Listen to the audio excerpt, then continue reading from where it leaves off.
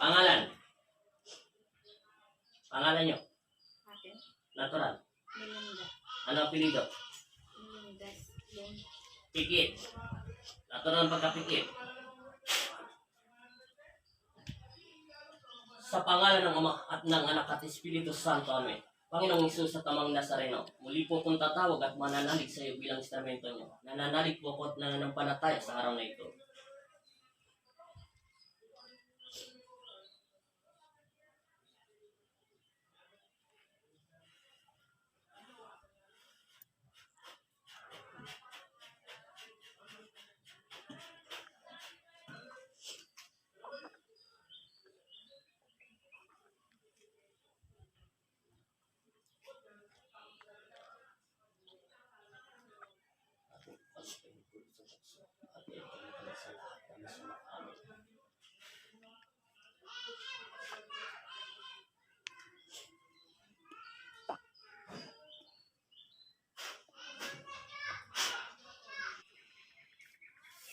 Okay.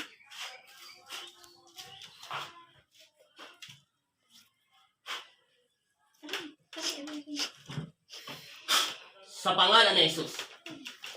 Sa pangalan ng Ama, ng Anak at Espiritu Santo. Amen. Ngayon, nadampot kita ng ganong kabilis. Kilala mo ba si Kristo? Kilala mo ba si Kristo?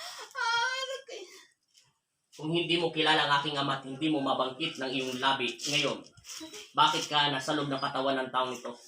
Bakit mo siya sinasaktan o nagbibigay ng sakit sa loob ng katawan ng taong ito? Pahihirapan kita dyan. Tanda mo. Tingnan mo ha. Bitawan siya. Huwag mong pakilaman ang kamay niya. Ngayon, kakausapin mo ako hindi. Sasaktan kita na sasaktan. Anong karapatan mo na pasukin ang kaluluwa ng isang taong ito? Kung hindi mo kilala ang aking Ama na si Kristo si Jesus, tanda mo, marami na siyang pinagtamang gagamot. Naintindihan mo sinasabi ko? Tama na ang paghihirap mo sa katawan lupa ng taong ito. Naintindihan mo? Anong personal na galit mo dito? Tao ka ba? Hindi. Hindi kita titinan sa aking mga mata. Gusto ko magbula sa iyong bibig. Kung hindi mo mabanggit ang aking Ama na si Kristo si Jesus, hindi ka tao, tanda mo. Walang taong hindi nakakakilala sa aking Ama na Panginoon mo rin. Sa pangalan ni Jesus. Sa pangalan ng Ama. Ano? Kilala mo ba si Jesus? Kilala mo? Ayaw mo taga makipag-usap sa akin. Pagbibigyan kita, isang pagkakataon mo to bilang instrumento ng Diyos. Baka sabi mo, mas malupit ako. Naintindihan mo? Ang dala ko ay kapayapaan.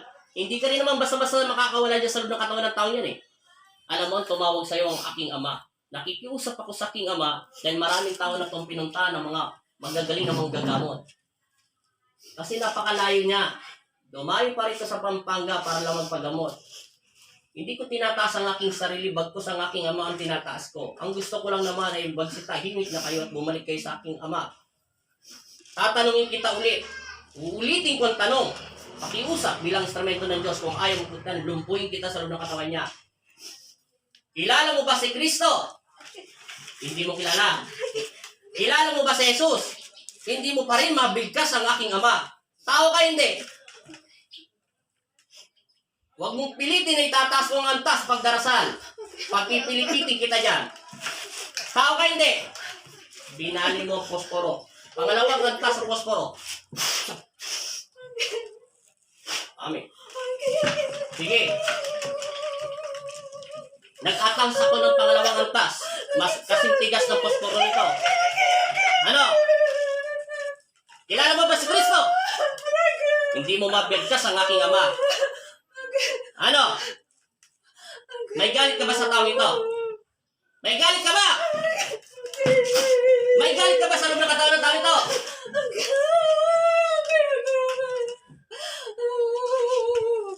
Makikipag-usap ka hindi?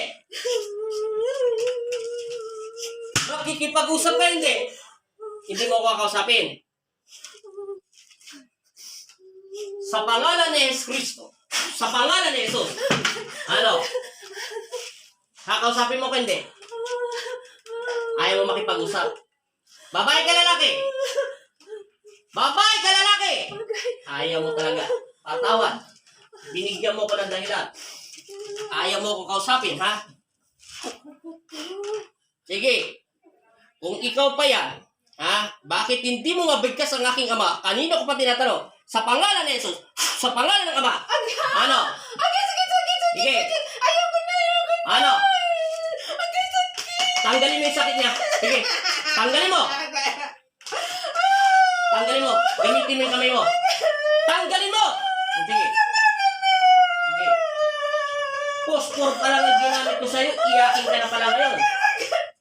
Ha? Bakit ka nasasaktan? Alam mo bakit? Sobra-sobra na ang paggagawa mo sa mga tao. Kita mo, holy water pa lang ang binibigay ko sa'yo na nasasaktan ka na ng ginakabis. Tapon mo lahat yung sakit niya. Galing na to sa mga sikat na manggagamot. Hindi ko na babanggitin ang pangalan nila pero nagpapasalamat ako dahil ginamot ka pa rin nila. Ubusin mo lahat.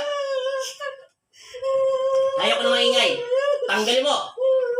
Marunong ka palang umiyak. Sige. Ang lakas ng loob mo kanina. Hindi mo binabanggit ang aking ama. Ubusin mo! Tanggalin mo! Sige, ubusin mo. Ubusin mo. Gamitin mo yung kamay. Ayusin ko. Sige, ubusin mo lahat. Babae ka lalaki! Sa pangalan ni Jesus! Hindi ko alam. Hindi mo alam. O sige, kalas. Aalamin ko ngayon. Kalasin mo lahat. Hindi na. Hindi mo kilala si Kristo. Okay, kilala mo na. Bakit kanina hindi mo nababanggit ang aking ama? Ha? Kalasin mo. Diyos, ang mamalungan Kalas! ka. Ayos ka na. Sige. Marunong pala kayong umiyak, no? Doon sa kaibang manggagamot, hindi to ginagamot. Sige ha, magaling kayo magtago. Ubos! Dalawang kamay ang binigay sa ng aking ama. Gamitin mo. Umiiyak lang kayo sa palito. Napakasimple lang palitong ginamit ko sa'yo. Umiiyak ka na rito. Ha? Bakit? Napapaso ba kayo dito sa sobrang sakit at init? Okay, ubos!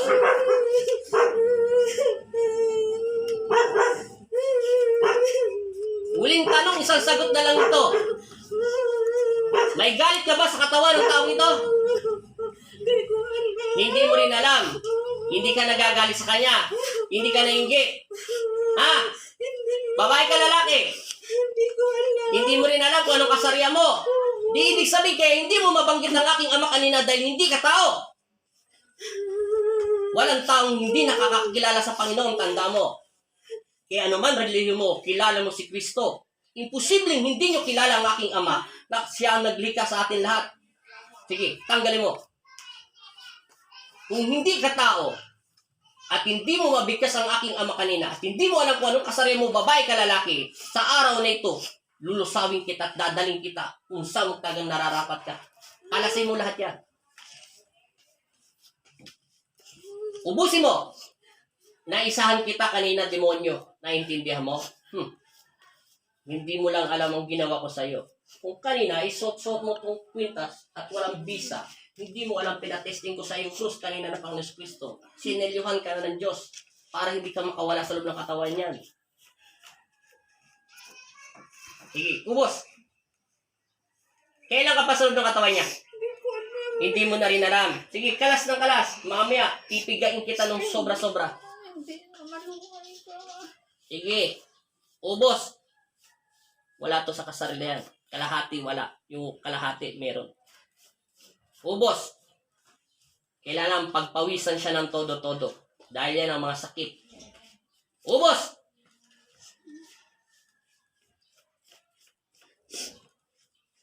Lahat.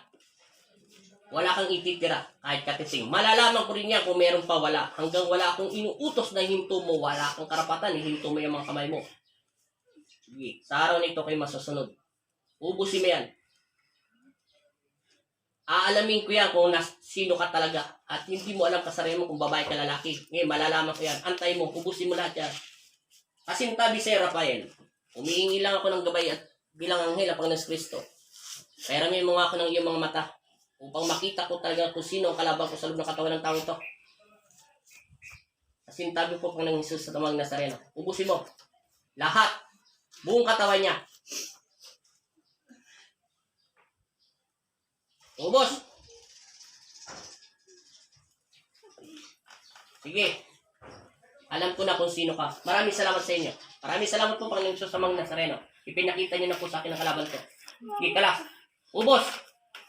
Babalik ka ba sa loob ng katawan niya? Oy, babae. Naintindihan mo yung sinasabi ko sa'yo? Alam ko, babae ka. Kaya hindi mo masabing kasarian mo dahil ikaw ay masamang espiritu. Nakatira ka sa loob ng kanilang bahay. Kalas. Ubusin mo. Imposibleng iinit yung palito ng ganong kabilis. Ha? Aray na. Ubusin mo. Marami pa. Ubusin mo. Eh, tagal-tagal niya nga nagdudusa sa sakit niya eh. Hindi niyo nga tinitigilan eh. Eh, ba't kami titigil? Ubusin mo lahat. Kailangan maubos lahat yan. Wala kang ititira. Babalik ka pa sa loob ng katawan niya. Hindi na. Sige. Meron pa. Meron pa, wala na. No, meron pa. O kita mo, alam mo na meron pang sakit. Kalas ng kalas. Ubos. Ginagamitan kita ng psycho, tandam. Tinitingnan ko lang mga sinasabi ng puso mo, pinapakaramdaman ko. Kung nagsasabi ka ng totoo. Era pa yung mata na ginagamit ko sa'yo.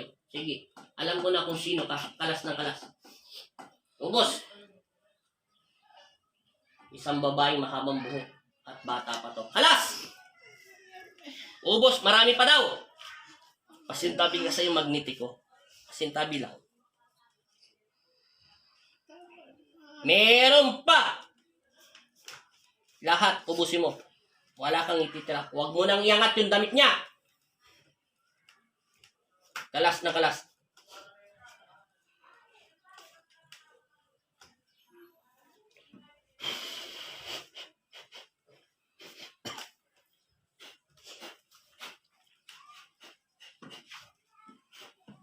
Ubos. Marami pa! Huwag tayo mag-alala rito. Hindi pa ito mamamatay. Hindi ito tinatanggap pa ng aking ama. At hindi pa ito mapipinsalang pisikal niyang katawan. Ubos na ubos. Pipinsilain kita dyan. Kahit sabi niya, unan mo pa ang kanyang bibig at gayahin mo pa ang kanyang utak. Hindi mo kumaisaan. Sige, kalas ka lang ng kalas dyan, demonyo. Sige. Alam ko na ikaw ay masamang espiritu. Kaya hindi ka ma-detect ng mga ibang tao na hindi naman talaga kinukulam. Ito hindi ito kinukulam. Ito ay masamang espiritu na nagbibigay ng sakit sa mga tao.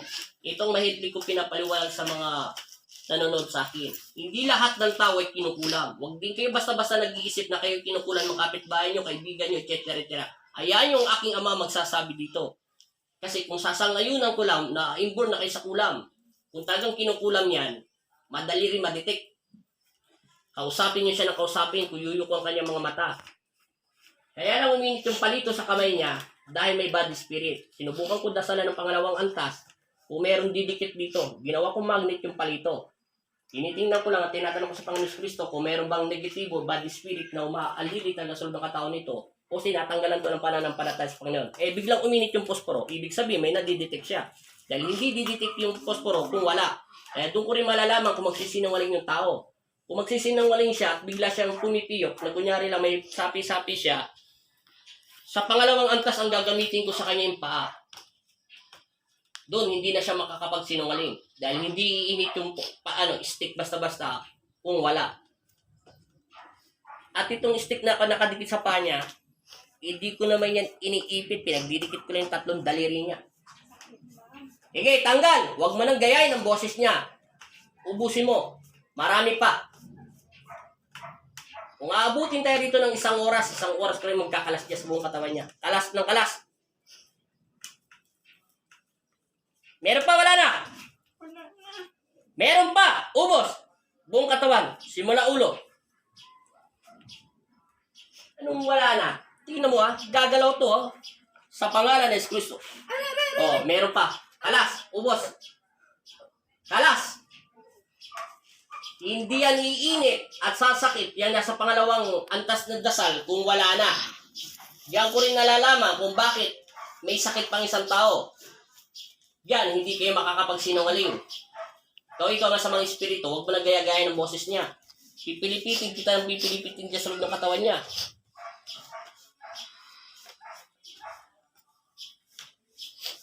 Dito, sinasabi ko lang ang katotohanan. Kaya dito, minsan mabusisi ako maggamot. Nagtatanong ako sa pasyente kung ilang magagamot, kung meron mang sikat na magagamot tumingin sa kanya. Sinasabi ko lang ang totoo. Pero dapat number 1, turuan ng taong pasyente na magbalik loob sa Panginoon. Tanggalin ang lahat ng galit sa isip at puso dahil ang Panginoon ay pag-ibig. Dapat siya maghari sa ating buhay. Hindi kung sino-sinong iniisip natin. Mahirap mag-judge mental o mahirap mag-judge sa isang tao. Mahirap din mag-isip basta-basta. Ang paggagamot kasi kailangan busilak ang puso. Ito, hindi to kinukulam. Ito ay inaalilihan ni Satanas. Itong babaeng sinasabi ko mahabang buhok, kaya lagi nangangati ang katawan niya. Yung buhok ng babae ay nilalagay sa buong katawan niya. Baga ginagawa siyang kumot. At itong babaeng ito ay galing sa loob ng bahay nila. Tanggal. At itong babaeng nasa loob ng katawan niya ay galing to sa loob ng bahay niya. Mayroong taong pumasok doon na dala-dala ito. Ang taong ito, alam ko mahilig siya magdasal, pero kulang at mababaw pa ang kanyang pananalig. Nagalinlangan pa kanyang utak. Wala siyang isang salita. Lahat naman tao nagkakasala sa isip. Kahit din ako, ganun din ako minsan dati nagdarasal. Kung palalakasan niya ang kanyang loob, bibitawan siya ng babae.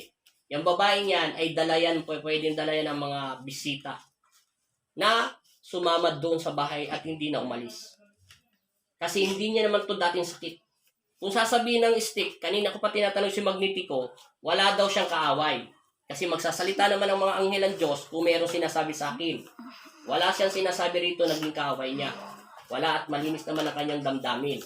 Yun nga lang, meron daw itong babae na isang masamang espiritu na pumunta doon sa loob ng bahay nila at nagpaiwan. Nadala lang daw ito ng mga taong bisita niya. Birthday yun. Oo, yun lang ang Pinainom sinasabi siya ko. ng wine na nag-wine. Tapos yun, naiwan yung masamang espiritu doon. Kaya sumanib sa kanya. Tapos, itong babaeng ito, yung buhok ng nasa loob ng katawan niya, parang nakalagay. Subukan mo yung mukha mo, mayroon tayong allergic sa mukha ng buhok. Ganon ang nangyayari sa kanya. Kaya akala niya minsan may gumagapang. Okay. Pero totoo yun, sa spiritual. Hindi makita to ng medisina kasi hindi naman makikita yung spirit niya eh. Yung doktor niya nakikita. Pero may mga doktor naniniwala sa ganito. Katulad lang to ni Gamo-Gamo eh. Ang daming pinunta ng mga sikat na mga gagamot eh. Sabi, lagi daw nahuhuli yung mga nagpapadasal. Pero hindi nila mahuli yung mismo gumagawa. Sa awa ng Diyos, nadampot yung yung black magic. Yung, gumaling siya. Tapos, bumalik sila dito, nagpasalamat. Sabi ko, kinabukasan, bumalik siya agad sa doktor, makikita niya yung sakit niya. Makita niya yung sakit niya, dengue lang. Tapos, 30 lang ang dugo niya, 3 araw. Malapit na, konti na lang. Lahat, linisin.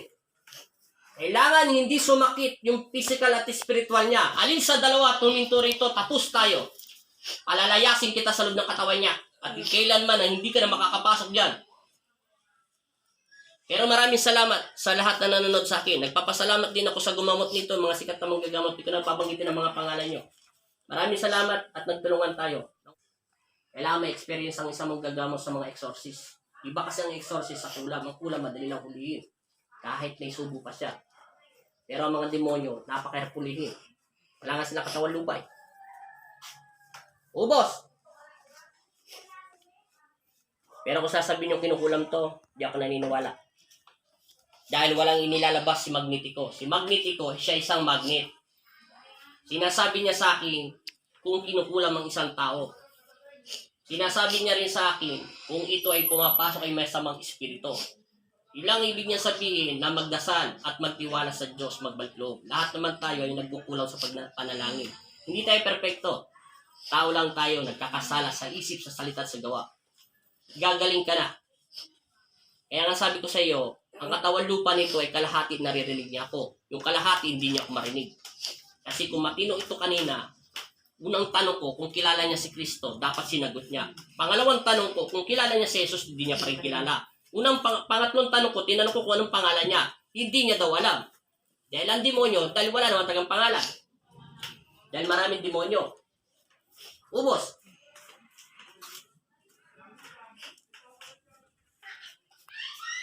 Hintuming kamay mo. At titingnan ko pa kung meron. Huwag ka maingay.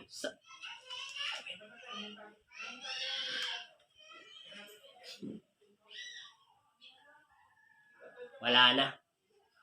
Kita mo yan? Kanina, konting pitik lang yan. Sumisigaw na siya sa sakit. Magkantay ka. Nabali yung isang palito ko. Huwag kang didila. Bago ko palayasin ang masamang espiritu sa loob ng katawan mo. Sa pangalan ni Kristo. Sa pangalan ni Jesus. Amen. Kanina, palito pa lang ang ginamit ko sa kanya. Huwag mong galawin ang kampanya. Pipilipitin kita. At mong gamitin ang utak niya. Eh, hindi ka rin naman makakatakas.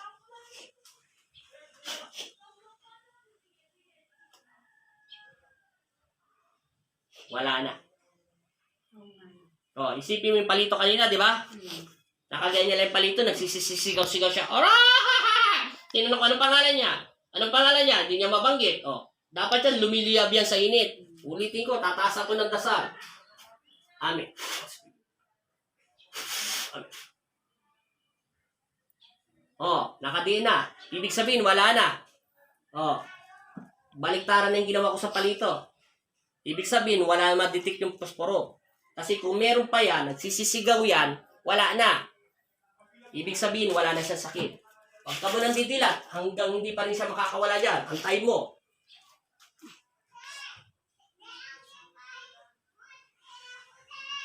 Sa pangalan ni Jesus, sa pangalan ng Ama at ng Anak at Espiritu Santo, Amen. Masamang espiritu. At ikaw ang babaeng mahabang buhok na masamang espiritu. Alam mong nakikita kita. Alam mong nakikita mo ko. Pinalalayas kita sa pamamagitan ng pagsambit ko sa inyong pangalan, Panginoong Jesus, Amang Nazareno. Lumayas ka, masamang espiritu sa lugar. Sa pangalan ni Jesus. Amen. Ama namin, sumasalangit ka, sambahin ng ngalan mo. Mapasa amin ang karin mong sundin ng loob mo. Dito sa lupa pa lang sa langit. Bigyan niyo po kami ngayon ng aming kakanin sa araw-araw at patawarin mo kami sa aming mga sala para ng pagpapatawad namin sa nagkakasala sa amin. At huwag mo kami pahintulot sa tukso at iadya mo kami sa lahat ng masama. Amen.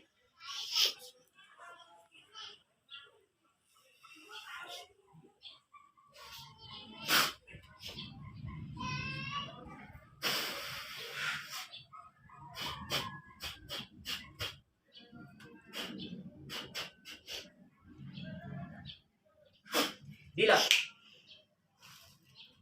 Inumin mo muna itong tubig. Anong pangalan mo? Lahat. Totoo mong pangalan. Melinda. Espanyol lalim. Espanyol. Espanyol lalim. Espanyol. Espanyol lalim. Melinda Espanyol lalim.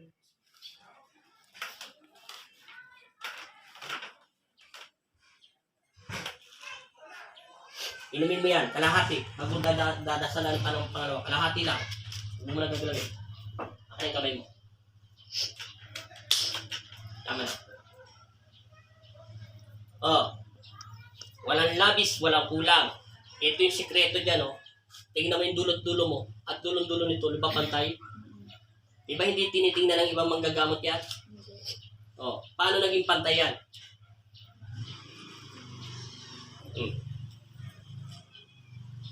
Hindi ka lang bumabase sa tingin sa ganyan. Kasi minsan, ang demonyo mapangdig lang. Kaya nga spirit sila eh. Lahat gagawin nila para hindi makakalas sa tao. Patay mo na, Peg. Siglit lang.